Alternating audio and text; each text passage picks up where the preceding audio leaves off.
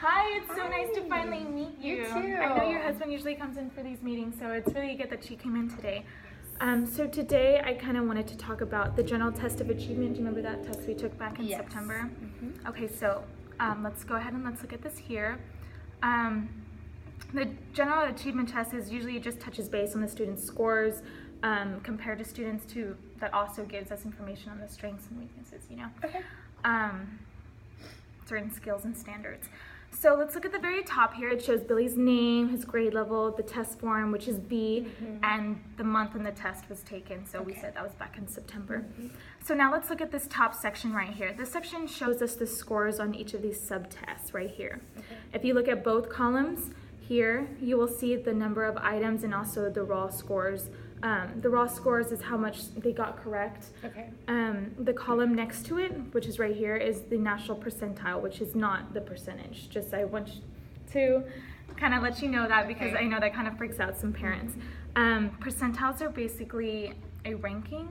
So if we look at the diagram over here, I have like my little bell curve. It's called a bell curve. I can show you what I mean. So the entire center portion right here, which is kind of highlighted, is the students, compared to the norm group, they kind of fall right around here. So what's a norm group? So a norm group is just the students that took the test prior to it. It's how we compare it to students across the nation that take the test. They take it before it's released, and it's just something so we can compare the students to. Got it. Yeah? Yeah. Okay, so now the center, the center line here is the mean. Anything to the left of it means that they fell a little bit below the norm group scores. And anything above means, they kind of... So, say it says Billy scored a 50. Does that mean, that doesn't mean that he fell? No, exactly, because we're not talking percentages, we are talking percentiles. So,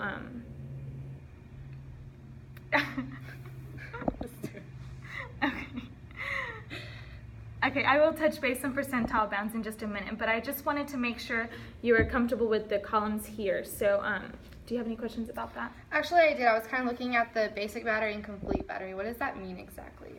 So basically the complete battery, we're kind of talking about the basics over here. So like you have your reading, your math, your science, those kind of the basic subjects. But the complete battery is going over everything. So you have your procedures, your problem solving, all that kind of stuff that's in between. Okay. Okay, so let's see. Any other questions? Yes, actually, I'm sorry. Also, I see he scored lower on the word analysis and procedures. Can you talk a little bit about that too? Yes, of course. So if we look at the bell curve again, you see this right here. It fell around this area, which kind of means it means 3 measures below the mean for a word analysis, and which would be around here. So however you take a look, he is still within the highlighted portion here, so I wouldn't worry about that too much. So also if you look over at the number of items in these components, there aren't as many problems, so that could have been a factor, So what are the percentile bands? Right, so let's go ahead and let's take a look at the percentile bands over here. So let's look at the first one here, so which is total in reading. It says he fell at a 53, but you see how it stretches out across the mean line, which is the 50. This is because of the standard error measurement. Every test, they have a standard error measurement, and this is just, they consider any kind of errors that might be in the test, or let's say Billy came in and he was, really hungry that day, or he was kind of tired, anything like that, they kind of like to show you exactly where he would be. They want to count those factors into the test.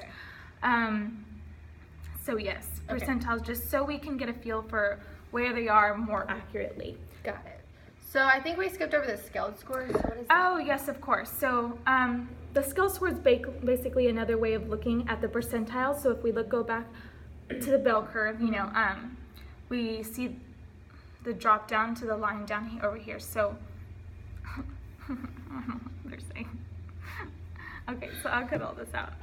Hold on a second. To the bell curve, we will drop down to the line down here. Okay. Yeah, I wasn't really sure of that either, but just say like So if you look at total reading again, we drop down to the line down here, and we'll see. Okay, We'll look for 508. Okay. and Just. Okay. Oh yes, I'm so sorry. So that's basically just another way of looking at the percentiles. So it's it expresses the percentiles up here, but if we drop down to this line over here, it kind of goes over that, and it's we're looking for, let's say, the 508 for reading, which shows you that it would kind of fall, a little bit around here. So it's just kind of basically the same thing, just gives you a fancier number to kind of tell you. All right. So I think I'm good on that.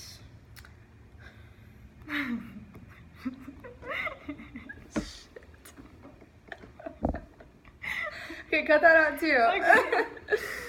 Oh gosh. That. Okay. Did you? Oh, okay. So, so the scale scores are like pretty much the same thing. Yes, we were going over ma'am. earlier. Okay. Yes, exactly. So, yeah, I think we went over everything on the top portion. Did you have any more questions about that? No, I think I'm okay. Yeah. Alrighty. Okay. So this next part is called the criteria reference. This bottom rectangle right here. Okay. So this is what you are, as a parent, you need to be a little bit more concerned about, because this one, it kind of focuses more on the strengths and the weaknesses. Not like the first one where you're comparing your student to other kids that you don't really, So it does not compare. Yeah.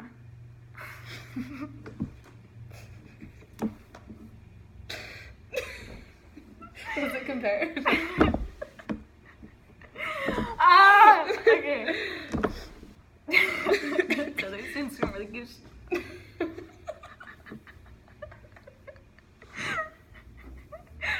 Oh my god. Hopefully I can cut this. Right? If not, then okay. Are there any other subtests that you wait, is that what it was? Yeah. I think so. So it doesn't compare to other students. Are there any other subtests right here that do you have any questions about before I kind of move on? Actually I kind of do. So what is literal and inferential comprehension? Right, so the literal is more of what is being said. Inferential is more of what the actual meaning is behind the story. Okay. So how he's reading between the lines, how you can see what he's scored on in the medium column. Okay. If we look at these low scores here, we can see he is struggling in numerations, which is